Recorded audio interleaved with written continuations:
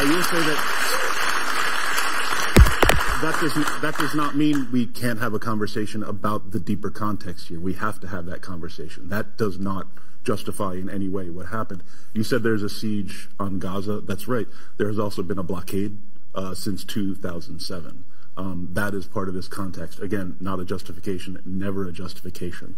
Well, a blockade from a land they gave back.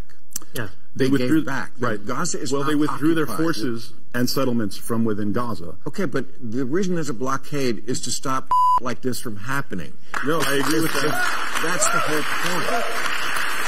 And they gave it back. They said, you know what? Make your life your own. I find Bill Maher to be interesting. He is constantly confronted by the reality of the very evil religion he has promoted endlessly throughout his career. And every now and then he'll almost bubble up and wake up, but he can never fully get there. But there's somebody, he's a good friend of mine. He has a really great quote out there, and the quote is, "The revolution doesn't stop just because it reaches something you hold sacred." Auron MacIntyre joins us now, host and columnist for The Blaze. Auron, who said that, and what did he mean by it?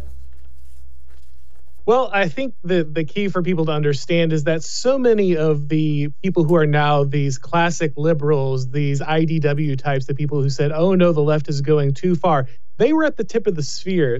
They were at the beginning of this revolution. They were tearing down America, tearing down its values, destroying Christianity, destroying faith, destroying the family, getting rid of tradition, getting rid of everything that made us who we are.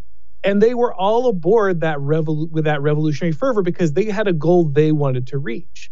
But once that had been reached, once they had gotten to that goal, they didn't want to be part of the revolution anymore because the revolution was starting to eat at things they cared about. Oh, you like free speech? Oh, you like your ability to say whatever you want or not have to go along with the next progressive fad? Oh, you like the idea that women are something that are special and should be protected? Well, too bad, because those were all part of the traditions and they will be eaten alive too. And you can't just stand in front of the revolution and say, no, don't eat the thing I hold sacred. It will keep going because that's the nature of the revolution.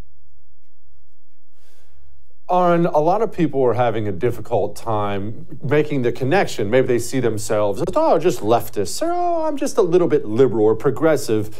They're having a hard time figuring out why all their friends and family members, like in the Black Lives Matter movement, immediately began cheering the rape and murder of women and children. They couldn't understand why those two movements are the same. Could you explain to people why those two movements are actually the same movement? Yes, because the left is not a purely ideological thing. It is a mystery cult of power. It's the reason that so many different parts of this coalition can have what seem like totally different aims is that all of them have the same goal, which is the disassembly of the United States and Christendom, the wider Western world. They want to destroy the family. They want to destroy America. They want to destroy the Constitution and freedoms that people hold dear. They want to destroy these values. And they don't really care who they're standing next to. They don't really care about these principles of free speech or freedom of religion or the marketplace of ideas. Those were only excuses that got them to dismantle the next thing. And so they'll quickly discard those things that they used to pretend to hold sacred once they get there. So yeah, you know, women, children, free speech, feminism, whatever, throw it all under the bus. The only thing that really matters is dismantling what was there, the things that were in power, and replacing them with revolutionaries. That's all they really care about.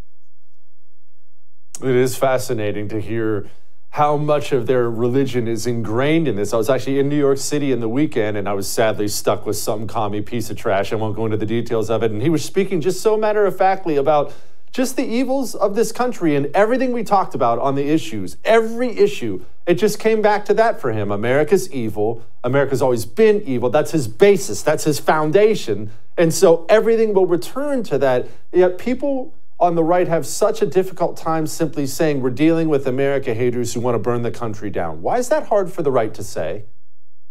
Because the right has been conditioned to avoid the friend-enemy distinction. We have a really hard time thinking about people who oppose our way of life as actual enemies, as people who really existentially do not like your way of life and would like to remove it. That's very difficult for us to think about. We want to think of those people as people we're in a negotiation with, where we're in a debate with. They have a general viewpoint that is the same as ours. They have the same moral vision. They want the same outcome for the United States, the prosperity, the growth, the freedoms. They want all those things, right? They just have a different way of going about it. But that's not the case. That's not what's happening here. These people have a fundamentally different understanding of the country, what its values should be, the way it should be structured. And their interest is not in debating you. It's not in convincing you. It's in removing you, which they have made very clear from their willingness to align themselves with the rhetoric of people like Hamas. We're now hearing about decolonization, which has been at the forefront of movements like BLM and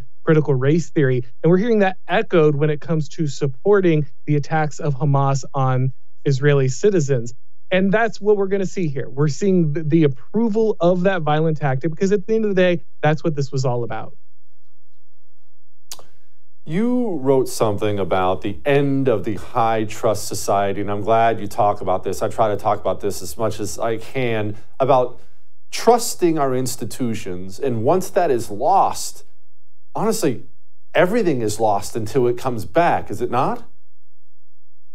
Absolutely. A society can only function when people have a common understanding of the social code, a common value, a common tradition, common identity that binds them together and gives them a certain set of norms and values that they can go day to day with. The reason that you can put products on a store shelf and not have to have every single thing locked away is because there's a common understanding that they will not be taken, that they will not be stolen, that there will not need to be some kind of forced use to keep every single individual from walking out of the store with a $5 tube of toothpaste. However, that is no longer the case. We no longer have that shared society, and the high trust behaviors that we require to have a complex and safe society are passing away.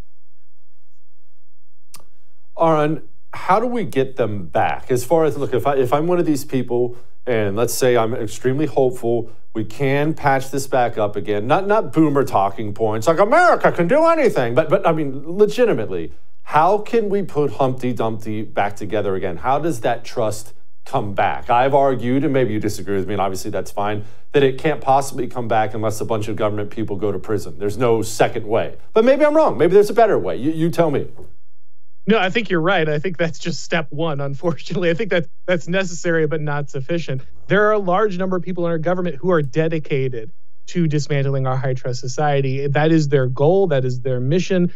They are doing it for power, like we talked about. It is a cult of power, and they are willing to dismantle our society to do so. So that's step one, is those people have to get out of power, and they have to be permanently removed from the ability to obtain it again. But the second part is we have to heal as a nation. And I think that means a couple of things.